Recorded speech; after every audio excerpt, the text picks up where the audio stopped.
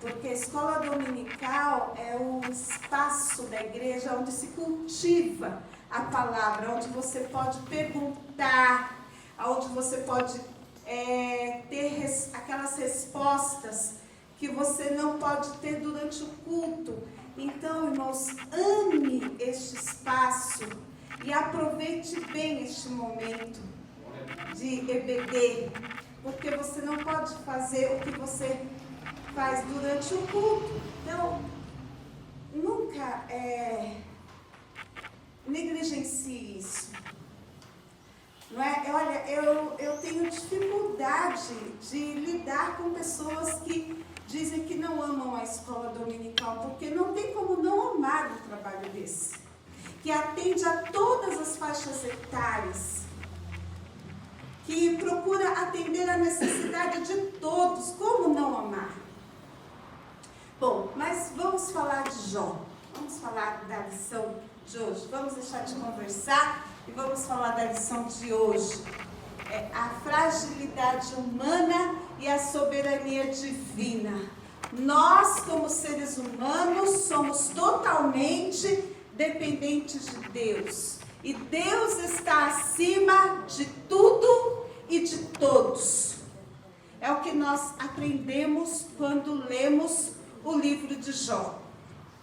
Ou seja, não adianta o homem questionar Deus, porque é no livro de Jó que Deus faz uma série de perguntas para Jó, e Jó não tem resposta para nenhuma delas. Aliás, é no livro de Jó que Deus faz a primeira, nós vemos ali uma prova oral, não é, Juscelia? É uma prova oral.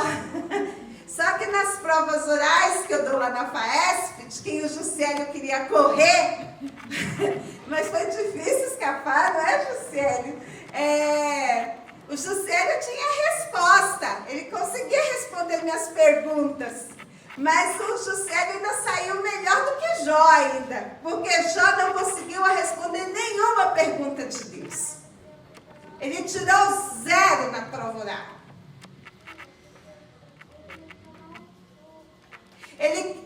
Então, irmãos, não adianta questionar Deus, porque Deus é incompreensível à razão humana. A razão humana não compreende Deus, porque Deus é soberano. Soberania divina. Deus é soberano, está acima de tudo e de todos, por isso que Ele é Deus. Se Ele fosse compreensível à razão humana, Ele não seria Deus. Ele não estaria acima de tudo e de todos. E porque Ele está acima de tudo e de todos, e Ele é soberano, Ele é incompreensível à razão humana, o pensamento humano não consegue entender Deus. E você vê que os amigos de Jó, eles ficam tentando entender como Deus trabalha. E tem gente por aí que fica tentando entender como Deus trabalha. E fala, se você fizer assim, Deus vai fazer assim. Ah, coitado. Deus é Deus de surpresa. Eu não posso determinar a forma como Deus vai trabalhar. Porque com cada um de nós, Deus tem uma forma de tratar. Porque Deus te conhece muito melhor do que você se conhece. A Bíblia diz que a palavra do Senhor, ela penetra de uma forma tão profunda que ela vai até a divisão da alma e do espírito. Você consegue saber aonde fica a divisão da alma e do espírito? Já tentaram encontrar isso? Não conseguiram. Mas a Bíblia diz que existe. Vai até a divisão da alma e do espírito e vai até o âmago, a parte mais interna do ser humano, onde se produz o sangue, a medula, e ela vai até o tutano. Eu não sei se tem alguém aqui que gosta de tutano, né? Onde o sangue é produzido lá no interior dos ossos.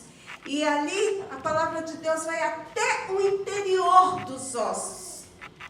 A palavra de Deus vai ali, ó, na parte mais interna do ser humano e faz o seu trabalhar. Louvado seja.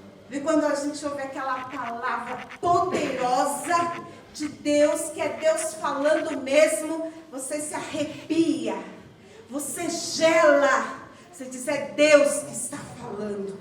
Mas quando não é Deus que está falando, você fica indiferente, porque não é a voz de Deus quem fala. Mas quando é Deus quem fala, você sabe, porque você sabe que ali, ó, é o Senhor que te compreende e que foi até a parte mais profunda do teu ser e revelou o que está no teu íntimo, que ninguém conhece, e fez um trabalhar especial em tua vida. Não é assim que acontece? Bom, sendo assim, nós também podemos apontar para um Deus que conhece tudo sobre você, sabe tudo sobre você, tem um trabalhar especial na tua vida. E Deus conhecia Jó. E sabia o que Jó iria suportar. Sabia até onde Jó poderia ir. Saberia as emoções que Jó poderia suportar. E por isso ele permitiu que Jó passasse o que ele passou. Porque ele conhecia Jó muito mais do que o próprio Jó. Este é o Deus a quem nós servimos. Glória a Deus. Tanto que o salmista disse, Senhor, tu me sondas e me conheces, prova-me e conheces o meu pensamento. Ou seja, Deus é aquele que antes que uma palavra saia da nossa boca, Ele já sabe o que nós vamos falar. Glória a Deus. Nós vamos pedir perdão por uma palavra que falamos, mas Deus já sabe que antes que nós falemos aquela palavra, nós já íamos falar. Não é assim, gente? Não é glorioso esse Deus? Diante desse Deus não é de estremecer mesmo? Oh, glória a Deus. Aleluia. Glória a Deus. Não é para nós engrandecermos e exaltarmos este Deus. Não é para nós nos prostrarmos diante dele em adoração, em reverência diante da sua santidade, diante do seu poder, diante da sua magnificência, diante da sua santidade. E pensar naquela visão de Ezequiel, quando os querubins ali diante do trono diziam, Santo, Santo, Santo é o Senhor dos exércitos. Toda a terra está cheia da sua glória. Ou seja, se toda a terra está cheia da sua glória, se o seu poder está sobre tudo, e se o seu poder está sobre todos, ninguém pode desafiar, ninguém pode questionar, ninguém pode duvidar desse Deus a quem nós servimos. Glória a Deus. Este Deus é, de fato, realmente soberano. Eu estou tremendo aqui. Eu estou tremendo aqui. Porque eu não sou nada diante desse Deus. E diante dele eu digo como Jó, eu me arrependo no pó e na cinza.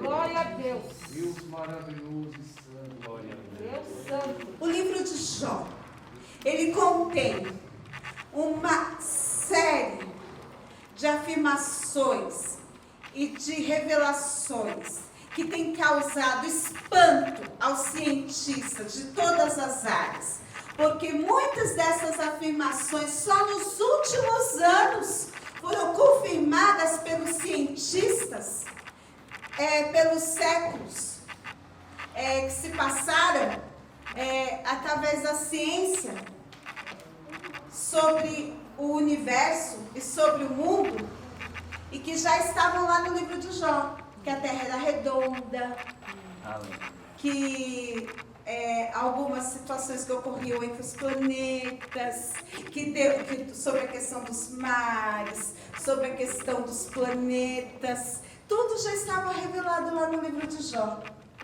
Então, tanto que Jó é considerado como cientista do Deus. Tanto que Jó lá, em Jó 26:7, Jó diz que a terra está sobre o nada. Não é? É como se o planeta está lá, ó, sobre o nada. Quem sustenta os planetas sobre o nada? Quem sustenta? Quem mantém tudo aquilo seguro? Quem comanda tudo aquilo? Quem faz com que o planeta gire certinho, 24 horas, numa rotação sobre si mesmo? Quem faz que o planeta faça um movimento de translação durante 365 dias, durante um ano? Quem faz tudo isso, gente? Deus maravilhoso. Só pode ser quem? Glória. Aleluia. Isso seria, a Terra pode por si mesma fazer isso? E é claro que existe uma mão poderosa que está comandando sobre tudo isso. Eu até poderia colocar para vocês aqui uma gravura de uma mão segurando o planeta Terra, não é? E isso foi descoberto milênios depois. Mas a Bíblia já dizia isto, ó, no primeiro livro da Bíblia, porque já foi o primeiro livro a ser escrito. Vocês já sabem disso, não é? Milênios depois que isto foi escrito, mas o cientista de Deus já tinha dito. Ou seja, a Terra está sobre o nada. Deus maravilhoso. Então, neste livro vai ser mostrado que o conhecimento humano é insignificante diante do conhecimento de Deus. Deus é onisciente. Onisciente quer dizer que Ele, como que é? Como que é, irmãos? Sabe tudo, sabe todas as coisas. E nós sabemos nada. Diante de Deus, nós não sabemos nada. Nós vamos para a FAESP, não é, Juscelio? Para tentar saber alguma coisa. E, no entanto, vemos que ainda não sabemos nada. E quanto mais achamos que sabemos alguma coisa, ainda vemos que não sabemos nada. E tentamos saber mais alguma coisa. E quanto mais sabemos alguma coisa, ainda vemos que não sabemos nada. E as pessoas fazem ensino médio. E do ensino médio vão para o ensino universitário, saem do universitário, fazem especialização e terminando a especialização vão para o mestrado, aí falam, mas eu ainda não sei o suficiente. Aí vão para o doutorado, aí do doutorado, aí falam, mas eu ainda não sei o suficiente. Aí vão para o pós-doutorado e continuam estudando e nunca estão satisfeitos no campo do saber. Porque o saber humano é totalmente limitado. Mas o nosso Deus conhece todas as coisas. E as perguntas de Deus não têm resposta. Algumas questões a ciência pôde responder nos últimos anos. E outras não tem uma resposta. No livro de Jó, aprendemos que Deus está no controle de tudo. No livro de Jó, aprendemos que Deus é um árbitro entre Deus e os homens. No livro de Jó, nós aprendemos sobre a necessidade de um redentor, que Jó já tinha a esperança da redenção.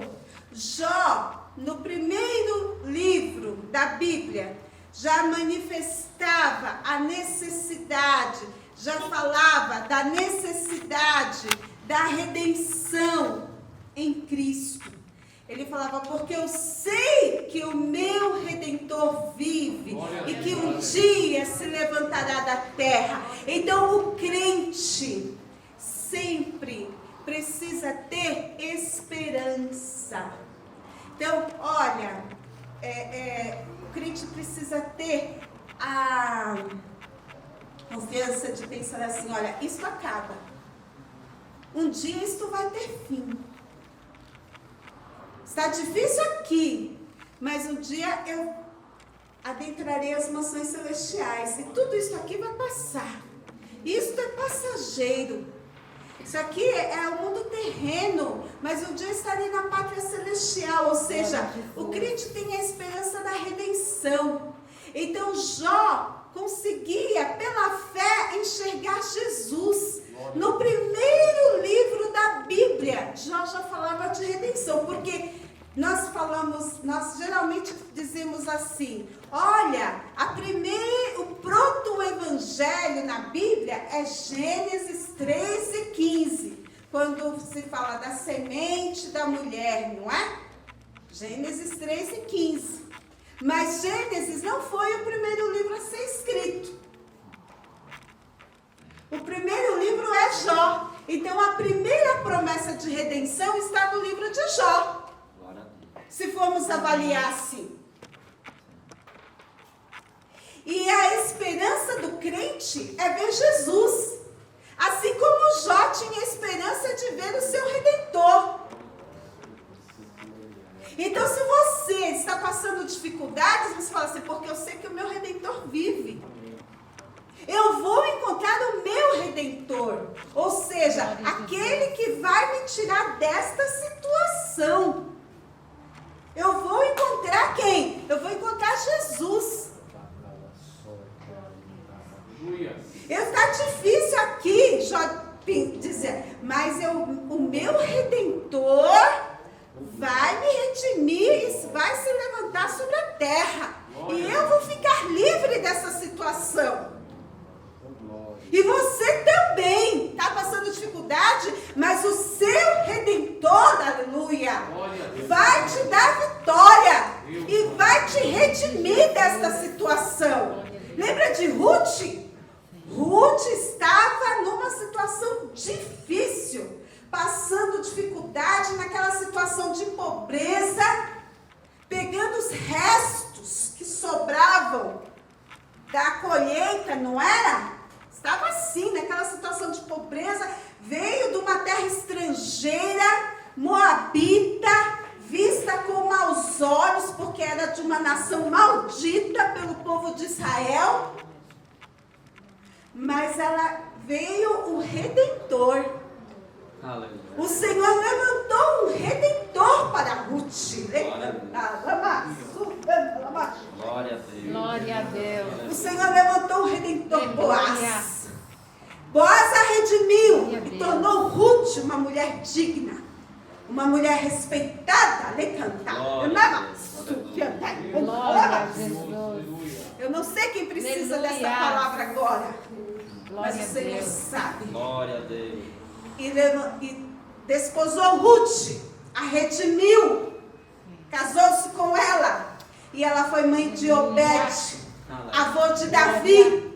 E Ruth faz parte da descendência de Jesus. Glória a Jesus. Ruth deu a descendência de Jesus, Glória a Deus. o Redentor que nos redimiu. É assim que Deus faz. Então, irmãos, é assim que Deus faz. Alguém preferia, nem a Noemi tinha ideia que Deus ia trabalhar desse jeito. Nem a Noemi. Deus trabalha com surpresas. Glória a Deus. Ninguém prevê Deus. Aleluia. Deus é Deus. Deus é Senhor. Deus tem absoluto controle. Deus vê tudo. É mesmo assim. Deus não impede nada. Quando Ele quer fazer, Ele faz. Quando Ele não quer, Ele não faz. Porque eu sei que o meu Redentor virá e vai me tirar desta situação. Eu vou parar de pegar os restos. Glória a Jesus. Glória a Jesus. Aleluia! Louvado seja teu nome, Jesus. Mantenha a sua Glória a integridade. Jesus. Sim, meu Deus. Jó era um homem íntegro. Glória a Jesus. Jó era um homem honesto. Um homem que tinha autoridade. E a autoridade, Glória a Jesus. ela vem da sua postura, do seu testemunho. A tua palavra Glória a tem Jesus. firmeza. Sim, meu Deus. Você diz e você cumpre. Quando você pede autoridade, quando você fala Glória e a você Jesus. não cumpre o que você diz. Na cultura hebraica, isso era muito sério. Tanto que Jesus disse assim, ó, seja porém o vosso falar sim, sim, não, não. O que passar disso é de procedência maligna. Ele estava dizendo exatamente o que era característico da cultura hebraica. Não é? Então, a autoridade de Jó vinha do seu testemunho, da sua forma de agir. E as pessoas viam em Jó alguém em que elas podiam confiar. Então, Jó era uma pessoa que diz que quando os príncipes o viam, eles punham a mão na boca. Eles se curvavam. As pessoas o respeitavam, as crianças os respeitavam, as senhoras os respeitavam. Então, porque ele se relacionava com Deus, porque a religião de Jó não era somente do falar, mas era do relacionamento com Deus. E Deus não era um ser distante, inalcançável para Jó. Deus era um ser próximo e presente. E isso as pessoas viam em Jó, que era um homem que se relacionava com Deus. E por isso as pessoas o respeitavam. As pessoas procuravam Jó para resolver seus problemas, porque viam em Jó uma pessoa confiável. Tanto que no livro de Jó, você vê que Jó lamenta esse fato das pessoas terem mantido distância dele, porque antes as pessoas o buscavam para resolver seus problemas. Hoje as pessoas estavam mantendo distância dele, não é? E Deus está interessado no mundo. Deus está interessado naquilo que os homens fazem. Porque aquilo que os homens fazem tem a ver com aquilo que os homens são por dentro. Mas é mais interessante experimentar Deus, se relacionar com Deus, do que apenas falar sobre Ele. Então Jó era do tipo que experimentava Deus. Ele não só falava de Deus, como ele experimentava Deus. E nós servimos em Deus em forma de relacionamento ou em forma de barganha? Ah, Senhor, se o Senhor fizer isto, eu vou fazer aquilo. Não é? Tem alguns que servem a Deus, como diz o escritor, que servem a Deus como se ele fosse um carregador de malas. Glória a Jesus, aleluia. Olha, leva a minha mala até ali que eu vou te dar R$5. Ou se, como se Deus fosse um garçom de restaurante. Olha, põe um pouquinho de feijão aqui, põe um pouquinho de arroz e um pouco de frango. Não. Mais arroz, menos feijão. Aí ele vai dizendo para Deus como trabalhar. Ele quer que tem gente que diz assim, para você pedir uma coisa para Deus, você tem que explicar para Deus, tintim por tintim, como você quer, senão Deus não vai responder sua oração. Você tem que dar a Deus a receita. 2 colheres de amor, 3 colheres de paciência, 1 colher de fé, porque Deus não sabe. E daí, se você for pedir para Deus um marido, você tem que falar, Senhor, eu quero loiro, de olhos azuis, pele branca, musculoso, pés, não me dá de pé torto não, Jesus. Pernas bonitas, né? Tem gente que te ensina isso, como se Deus fosse o garçom. Está servindo você, é o prato. Senhor, eu quero um filho, mas não me dá filho com doença mental não, Jesus. Eu quero um filho perfeito.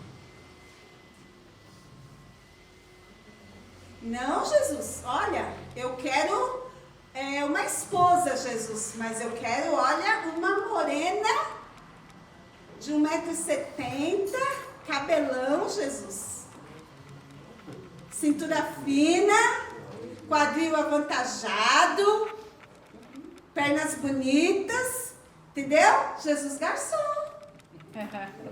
Jesus garçom. Eu quero um carro, Jesus, mas eu não quero um Celta não, Jesus. Vai me dar um Celta sem ar-condicionado não, Senhor. Eu quero, sei lá, uma BMW, Jesus. Ele pede um carro que ele não pode nem manter. Ele nem aguenta manter uma BMW que gasta muito combustível, nem nada, mas ele quer. Né? Então veja só, Jesus garçom, é o tipo toma lá, dá cá. Que relacionamento com Deus é esse? Sim, meu Deus. Eu só te amo porque você pode me dar alguma coisa? Ou eu te amo, Senhor, por aquilo que tu és? É por isso que eu gosto da fé da criança, né? Que eu comecei falando da criança. Porque a criança, ela aprende a amar a Deus sem interesse nenhum. Não é? É por sinceridade. Por isso que Jesus exaltou o amor das crianças por ele. Porque a criança, ela vê o amor relacionamento. Ela não tem esse negócio de carro, de casa. Eu quero uma casa, Senhor. Né? Ai, mas eu quero uma casa que tenha tantos quartos, tanto garagem para 3 carros. Ela não tem isso. Criança não. Eu te amo, Senhor, pelo que tu és. Não é? É relacionamento. E porque eu me relaciono com Ele, porque eu o amo, eu quero ser como Ele. Eu admiro tanto que eu quero ser como Ele. Então Paulo diz assim, sede meus imitadores como eu sou de Cristo. Para Paulo dizer isso, gente, Paulo estava desafiando os irmãos a imitarem a Paulo. Olha só, me imitem. Para eu dizer para uma pessoa me imitar, é porque uma pessoa gosta muito de mim. Para uma pessoa me imitar. E para eu tentar imitar a Deus, para ser como Deus, eu tenho que amar muito a Deus. Mas eu não vou conseguir ser a Deus, ser como Deus. Não é, pastor? Mas eu vou dizer uma coisa para vocês. Existem os atributos de Deus, que os irmãos que estão aqui, os dons. A gente fala dons, a gente fala mais grosso. Eu sou teóloga, mas sou só professora de português. Mas eu sou teóloga. São os atributos comunicáveis, que são amor. Você pode amar? Pode? Ninguém responde. Como é difícil. Deus é amor, você pode amar? Deus é bom, você pode ser bom? Pode?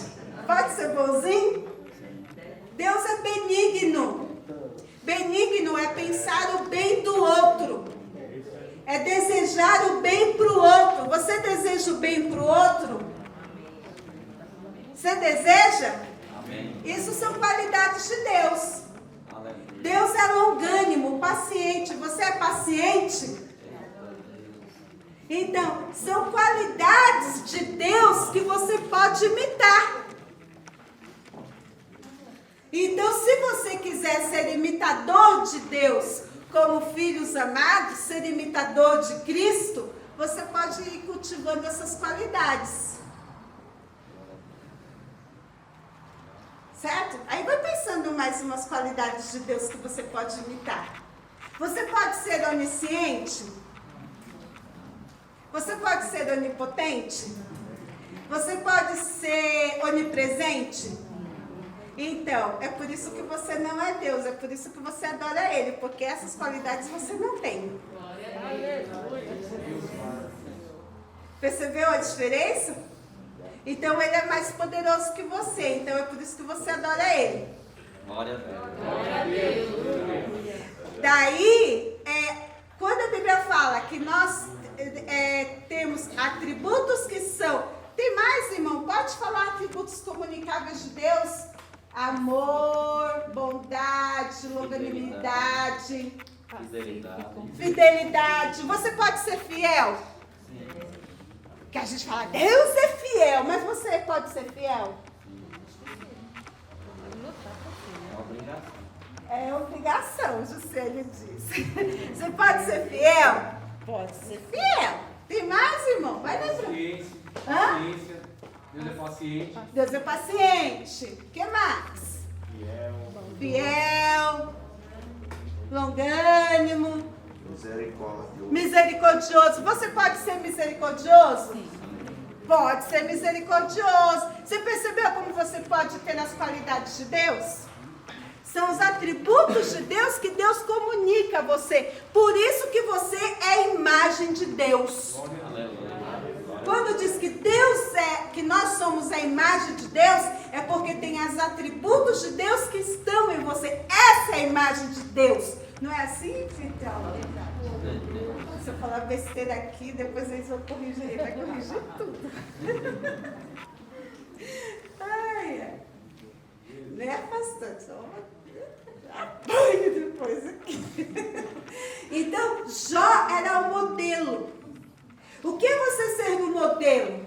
É você ser imitador de Deus como filho amado. Assim como Paulo era imitador de Deus como filho amado. De valores éticos e morais. Integridade, honestidade, retidão. Deus é justo.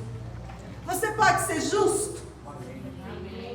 Então, qualidade de Deus que pode estar em você. Santo. Você pode ser santo? Ai, obrigada. Eu gosto de estar com gente sabida. Deus é santo. Você pode ser santo? Viu? Isso, gente. É assim que funciona. E daí, quanto mais intimidade você tem com Deus, mais de Deus está em você. Aleluia. Deus maravilhoso. Sede meus imitadores, como eu sou de Cristo. Sede imitadores de Deus, como filhos amados. Um filho precisa ser parecido com o pai. Jó era parecido com o pai Deus? Pronto, resolvido. Não é não? Não é não? Oh, meu Deus. Mas, só um. Deus maravilhoso. Glória a Jesus. Vale engrandecido ao Senhor. Rei dos reis, fiel é o Deus da Bíblia. Um filho de Deus não tem uma vida perfeita. Ele está na terra por enquanto. Ele não vive no céu. Enquanto ele estiver na terra, ele está sujeito a passar por situações típicas da terra, sofrer as consequências de uma vida de quem está na terra. Então Jó foi afetado em todos os prismas de um ser humano, sem saber o porquê de tudo isso. E um detalhe, ele não sabia por que ele estava sofrendo tudo aquilo. Você, leitor, sabia por que Jó estava sofrendo? Você começa lendo o livro de Jó e vê lá a conversa de Satanás com Deus, não é? Aquela discussão lá, mas ele tem tudo, por isso que ele não blasfema contra ti e tal. Mas Jó não tem acesso a essa informação. Nós sabemos por que Jó está sofrendo, Jó não. Então, este é um detalhe muito importante. Quantos de nós temos ideia, imaginamos o que se passa no mundo espiritual enquanto estamos passando determinadas lutas na nossa vida? Temos ideia? Eu já passei por alguns pedaços. Eu me lembro de uma época que eu passei uma fase na minha vida que eu só fui perdendo. Eu fui perdendo, irmãos. Fui perdendo. E eu tinha que aprender a perder, mas o povo fala que nós só temos que ganhar, não é? Que a vida da gente é só bênção. Às vezes os irmãos vêm e cumprimentam essa história. E aí, é só bênção? Ninguém fala só luta. Você fala, e aí, só bênção, só glória. E tem vezes que a gente está passando na luta. E a gente fica com vergonha de dizer é só bênção. Só bênção, mas a gente está na penúria. Não é assim? Às vezes acontece. E o povo questionava. Eu tive um dirigente da minha igreja. Olhou para mim e disse assim, você está passando por isso porque você não ora. E eu, mas como o Senhor está dizendo para mim que eu estou passando por isso porque eu não oro, pastor? Como que o Senhor pode me dizer isso? E eu fiquei chateada, mas eu engoli em seco. E daí eu me lembro de uma irmã. Sabe quando o culto começava? Eu não sei aqui se começa às 6 horas o culto, mas é época que todos os cultos começavam às 7 horas, sabe? Aquela irmã que chega 8 horas no culto de domingo, era essa irmã que chegava 8 horas no culto. Terminando o culto, ela veio, me abraçou e ela me conhece desde os 10 anos de idade. Ela me abraçou e disse assim, Amelinha, você vai sair dessa. Glória a Deus. Porque você é forte. Deus maravilhoso.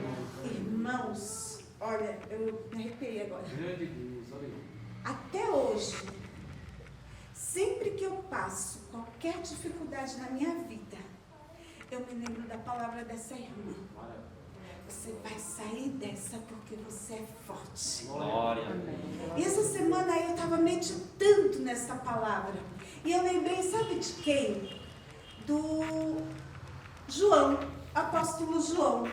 Quando ele disse assim: jovens, vós sois fortes, porque já vencestes o maligno. Ele poderia dizer para os jovens assim: vocês são os rebeldes, vocês ficam aí paquerando com o mundo e tal. Mas ele disse assim: jovens, vocês são fortes, porque vocês já venceram o maligno. Amém. Graças a Deus. Deus, maravilhoso. Glória a Deus. Ou Poder, seja, irmãos, Deus de poder. Tem um outro versículo lá em Provérbios. Eu sou boa para lembrar o lugar onde está, mas eu lembro do versículo. Diz assim: se te mostrares frouxo na angústia, a tua força será pequena. Ou seja, lembre-se, na hora da angústia, não seja frouxo. Oh, desculpa. A Bíblia aqui diz, não sou eu. Seja forte. Deus, Aleluia.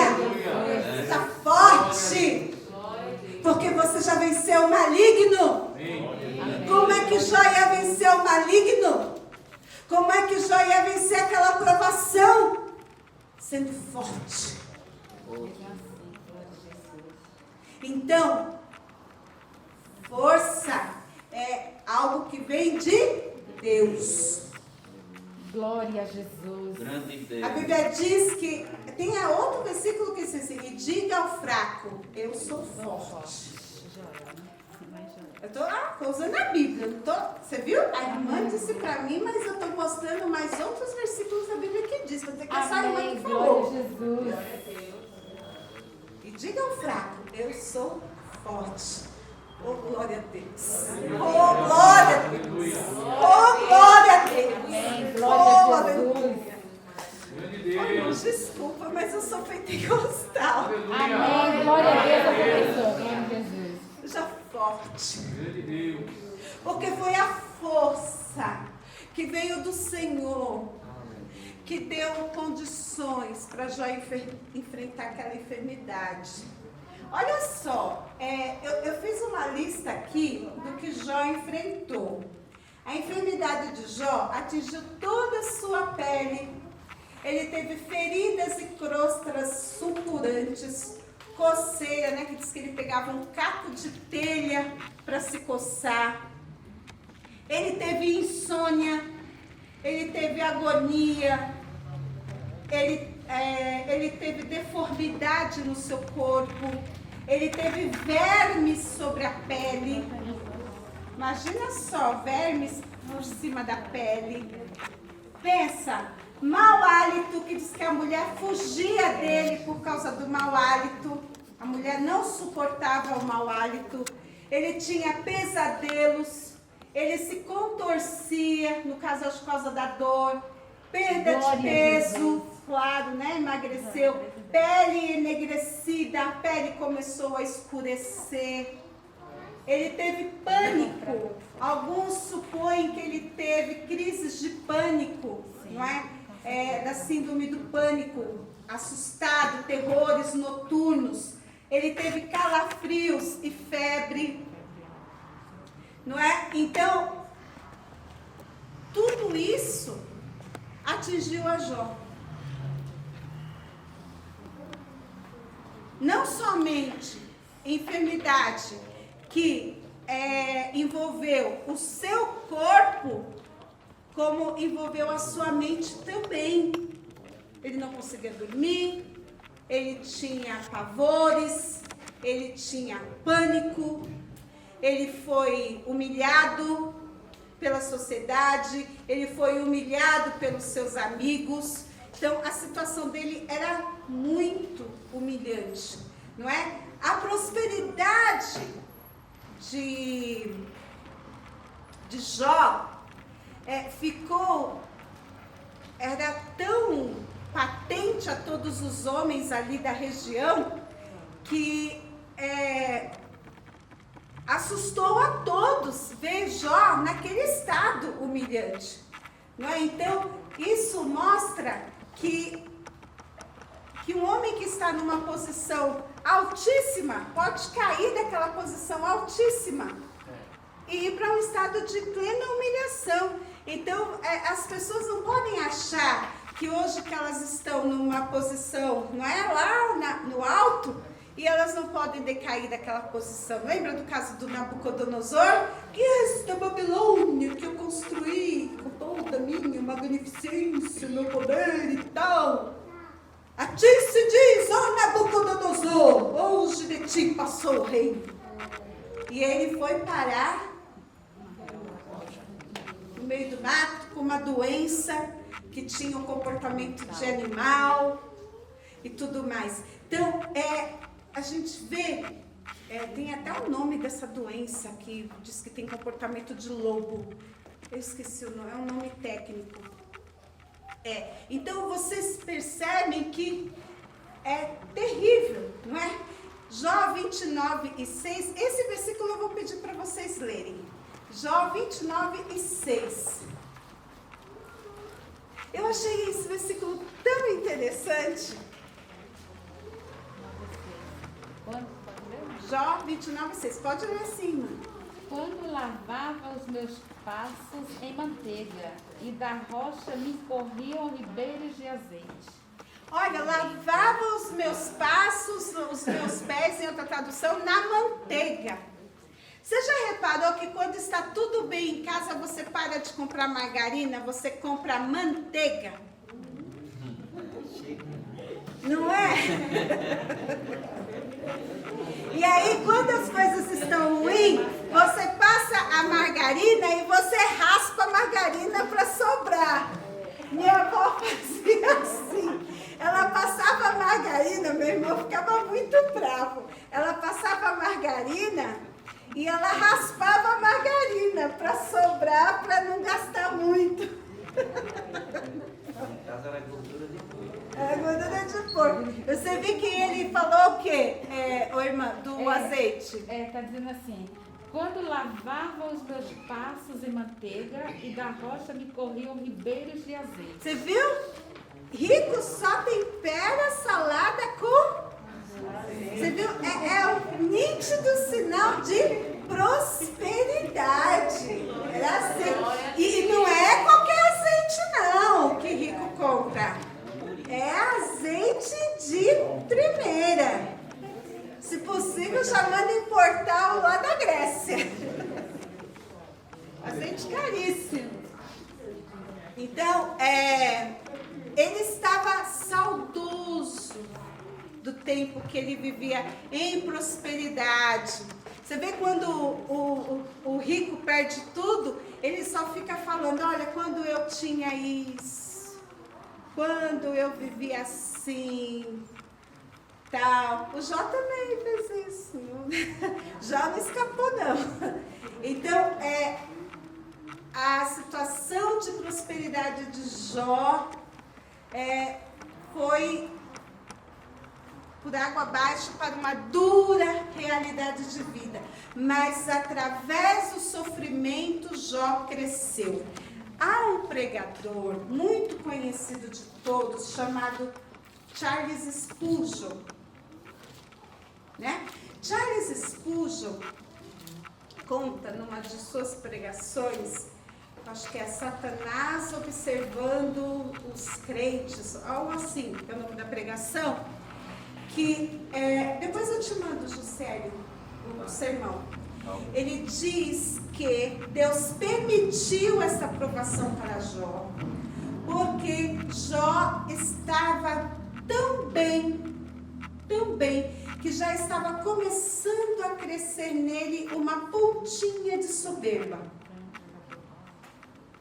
Embora ele fosse muito crente e fiel, estava começando a crescer nele uma pontinha de soberba e de autossuficiência.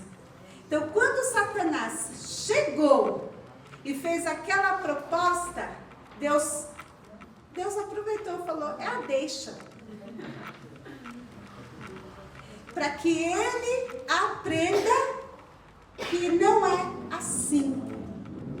Que antes que ele pense que ele pode crescer, eu já vou cortar o mal pela raiz. Então, às vezes, no caso de Jó, segundo Spurgeon, tá? Deus cortou o mal pela raiz. Mas isso não quer dizer que todas as pessoas que passam por uma provação é porque era soberba. A gente tem que tomar muito cuidado para não julgar. Não podemos julgar, porque cada tipo de sofrimento, Deus tem um propósito. Então, o fogo da provação, ele faz aflorar alguns aspectos da nossa vida. Lutero, não é um grande reformador, ele dizia que a provação mostra quem nós somos. Tanto que o meu dirigente que disse que eu não orava, depois disse assim, olha, a Amélia é crente mesmo. Depois de um tempo ele foi vendo, ela é crente mesmo. Porque a provação mostra quem você é. E não deixei de ir para a igreja. Eu ia para a igreja, ia chorando, às vezes voltava chorando, mas estava lá servindo o Senhor. Não deixe de servir a Jesus. Não deixe de adorar, porque você está passando por luta. Continue firme, servindo ao Senhor. A provação mostra aonde está o seu corpo na casa do Senhor, aonde está o seu espírito adorando ao Senhor, aonde está a sua mente voltada para a palavra do Senhor, aonde estão as suas relações. Estou junto com os irmãos, as suas emoções. Eu estou prostrando, chorando aos pés do Senhor. A minha vontade é de continuar adorando ao Senhor. Então Deus trabalha em nós através da aflição. E eu vou dizer aos irmãos, Deus mudou a minha história. Deus mudou a minha história e hoje eu sou muito feliz.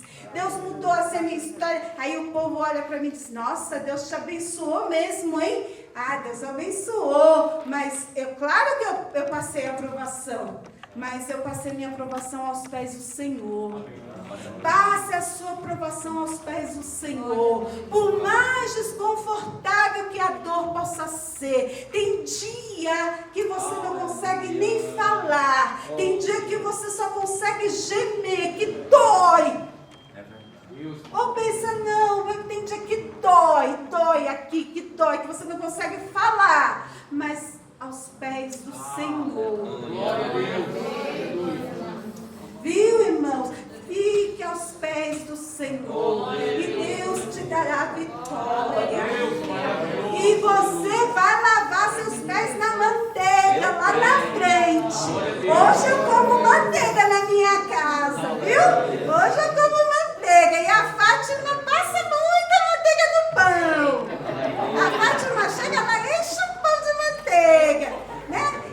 Isso é assim. Bom, graças a Deus, hoje eu como manteiga, mas Deus é Deus, que traz maravilhas na vida dos seus filhos, porque Ele ama quem Ele ama. Deus corresponde àquilo que você oferece para Ele. Deus maravilhoso. Nosso negócio Glória com Deus tem a ver com relacionamento. Aleluia. Você oferece e Deus te dá. Tem gente que só quer receber, mas não oferece nada. Não é? E quer que Deus dê para ele. Mas ofereça. Ofereça. Renda-se. Né? Não só Glória de a palavras. Jesus. Aleluia. Porque Deus, as palavras têm que acompanhar tudo. Corpo, alma, espírito. Viu? Palavras têm que acompanhar tudo.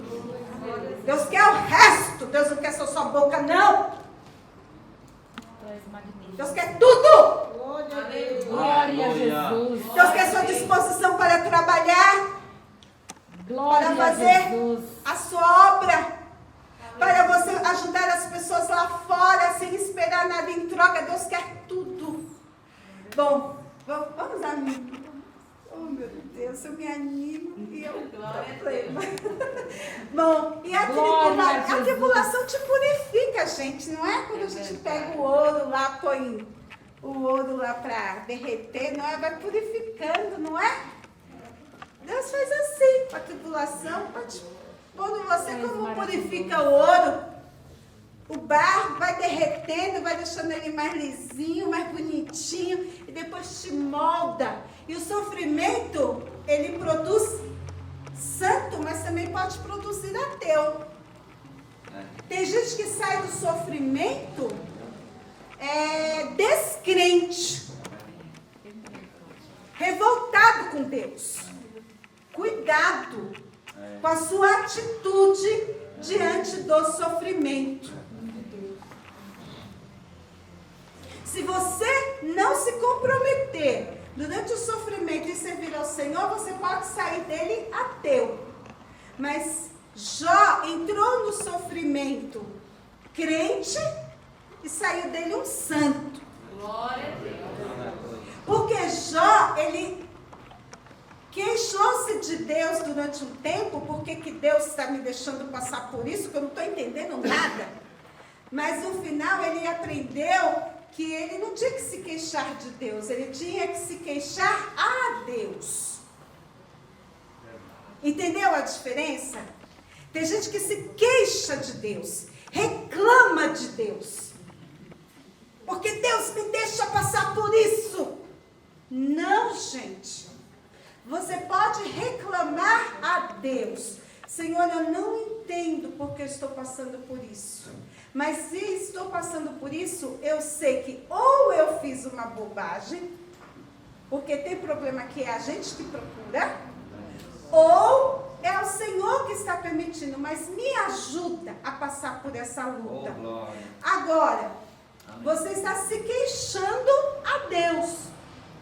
Agora, reclamar de Deus, não. Gente, que motivo nós temos para reclamar de Deus? Vou perguntar para você, que motivo você tem para reclamar de Deus? Um ser maravilhoso como Deus, você tem o que para reclamar dele? Agora, ele foi aprendendo que, e nós também vamos aprendendo, que a prosperidade de Jó é resultado do relacionamento de Jó com Deus. Que o fim do sofrimento de Jó é resultado do relacionamento de Jó com Deus. Que Deus dá a Jó porque Jó ama Deus. Porque Deus é adorado. E porque ele é reconhecido como fonte de amor. Ou seja, eu amo a Deus, eu sirvo a Deus, eu adoro a Deus, então Deus me dá. Não porque eu exijo algo dele. Deus maravilhoso.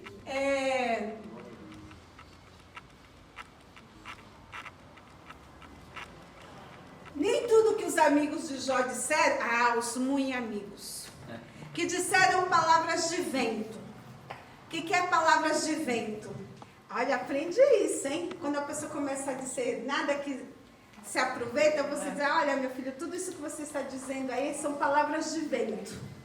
Não dá para se aproveitar nada. Né? Não refletir a vontade de Deus. Jó estava em busca de uma espiritualidade que era uma relação íntima com Deus. E o que Jó aprendeu com tudo isso? Foi que Deus mandou Jó orar pelos seus amigos. E é incrível, irmãos, é que enquanto Jó orava pelos seus amigos, ele foi curado.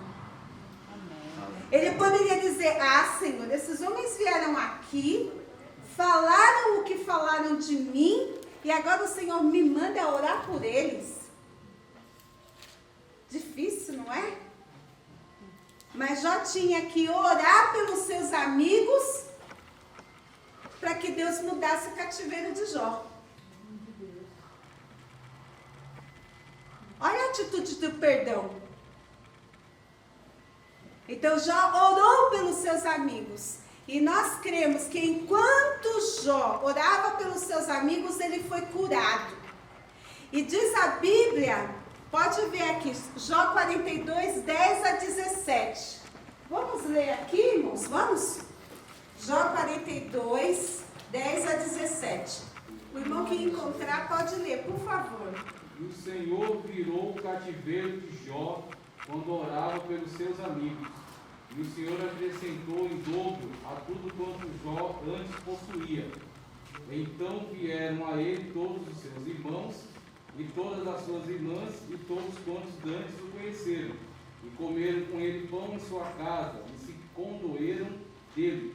E o consolaram acerca de todo o mal que o Senhor lhe havia enviado. E cada um deles lhes deu uma peça de dinheiro e um pendente de ouro. E assim abençoou o Senhor o último estado de Jó mais do que o primeiro, pois teve 14.000 ovelhas e 6.000 camelos, e 1.000 juntas de bois, e 1.000 jumentas. Também teve 7 filhos e 3 filhas, e chamou o nome da primeira Gemima, e o nome da segunda Késia, e o nome da terceira Queren-Hapuque. E em toda a terra não se acharam mulheres tão formosas como as filhas de Jó. E seu pai lhes deu herança entre seus irmãos. E depois disso viveu Jó 140 anos, e viu os seus filhos e aos filhos de seus filhos até a 4ª geração. Então morreu Jó, velho e farto de dias. Amém. Então vocês viram aí? Depois que Jó orou pelos seus amigos, o Senhor virou o cativeiro. Glória a Deus. Então ele foi curado e Deus aí usou pessoas para trazerem presentes para ele. E com esses presentes, não é? Peças de ouro, peças valiosas, ele teve um capital para começar a produzir dinheiro e tornar a adquirir bens. E aí Deus começou a multiplicar os seus bens e os seus bens dobraram. Ele teve que trabalhar para que os seus bens produzissem, não caíram do céu. E vocês viram que durante a história de Jó, em nenhum momento Jó lamentou os bens materiais e disse: eu perdi minhas ovelhas, eu perdi o meu gado, não é? Ele fala que ele vivia bem, mas ele não fala nomeia os bens materiais, mas Deus retoma, restitui, não é? Aquelas canções de restitui, eu quero de volta aquilo que é meu. Ah, meu Deus. Oh, que coisa horrorosa. Então, colocando Deus na parede, gente, aquilo é um absurdo. Você viu? Jó não fez isso. Jó não fez isso. Jó era um menino bonzinho, ele não exigiu isso de Deus. Por isso que Deus deu de volta. Quem cantou isso, Deus não deu. Deus não deu, porque quem falou isso, restitui, eu quero de volta o que é meu, fez uma malcriação para Deus. Deus não deu. Como Jó foi bonzinho, Deus deu. Jó não fez malcriação. Então, Deus deu de volta, tocou, olha só, Deus tocou no coração das pessoas. E ela deu, e elas deram. E eu vou dizer para vocês, quando eu estava grávida do meu filho, eu falei com Deus, falei: Senhor, eu preciso comprar um enxoval do meu filho, mas é tanta coisa para comprar, Jesus, será que eu vou ter condição de comprar um enxoval de um bebê? É muita coisa. Deus usou um vaso dele e falou para mim assim, eu vou falar, irmãos, porque o que aconteceu na história de Jó aconteceu comigo. E disse assim: e essa criança que de ti há de nascer. Eu vou dar a ela tudo o que ela precisar. E todas as coisinhas que ela precisar, eu vou tocar no coração das pessoas e elas vão trazer. Deus maravilhoso. E não vai me faltar nada. Irmãos, aí as lágrimas correram. Irmãos, para vocês terem uma ideia, fizeram 3 chás de bebê para o meu filho. E eu falava assim, gente, não precisa vocês se preocuparem. Aí disseram assim para mim, não, a gente quer dar. Deus maravilhoso. Eu comprei um macacãozinho para o meu filho, ele ganhou 25. Ele ganhou 4 cobertores, ele ganhou, enchi meu guarda-roupa de fralda, ele teve tudo, tudo.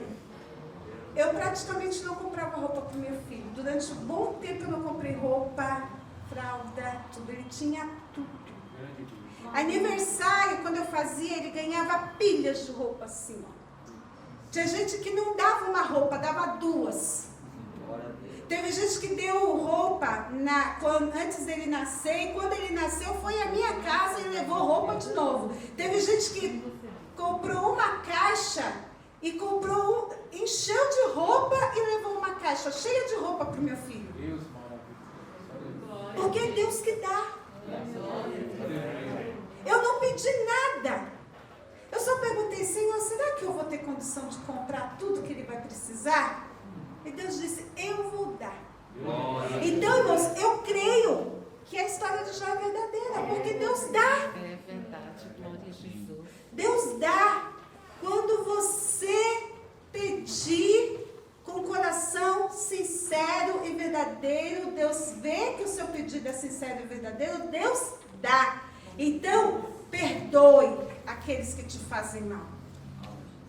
E esse perdão te conduz à prosperidade. Eu aprendi essa lição essa semana. É o perdão conduz à prosperidade.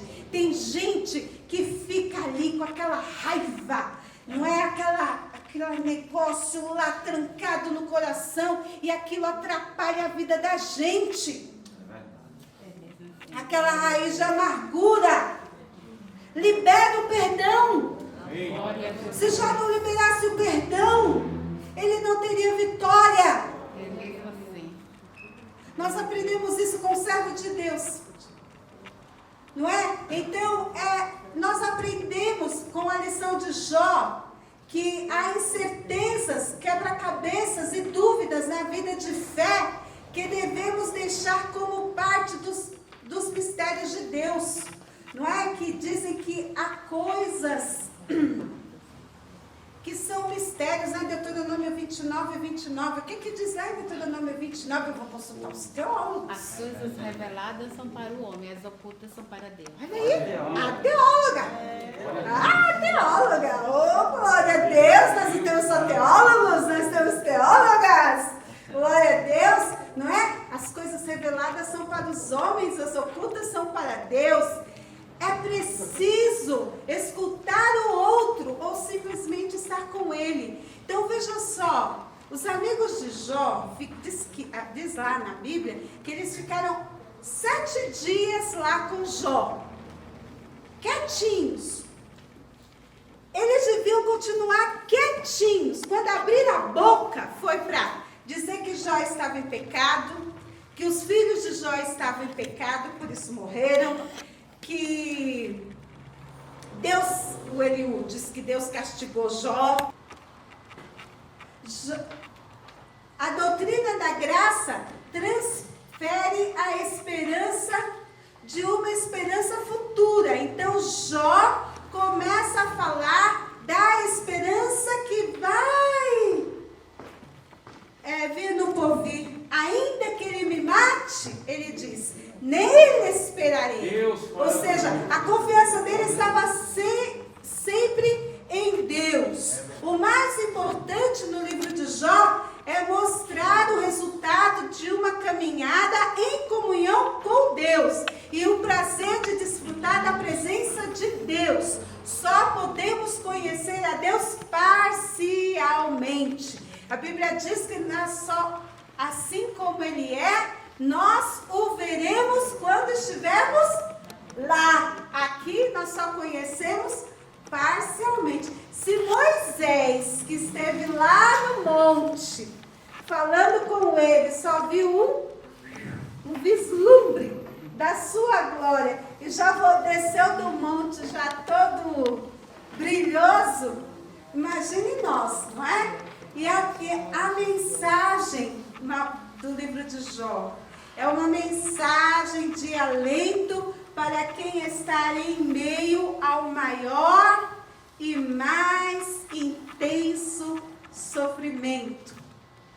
Não é? Quem está passando por dificuldade, quem está passando por lutas, tribulações, vai se lembrar do Jó. Não tem como não se lembrar do nosso amigo Jó. Não é? Então, até coloquei aqui um quadro aqui, não é? Que é do coração como o de Jó, que tudo suportou e não desistiu. Então, não desista, não desista. Fique firme, constante, sempre abundante na obra do Senhor, sabendo que todo o seu trabalho, toda a sua perseverança não é vã.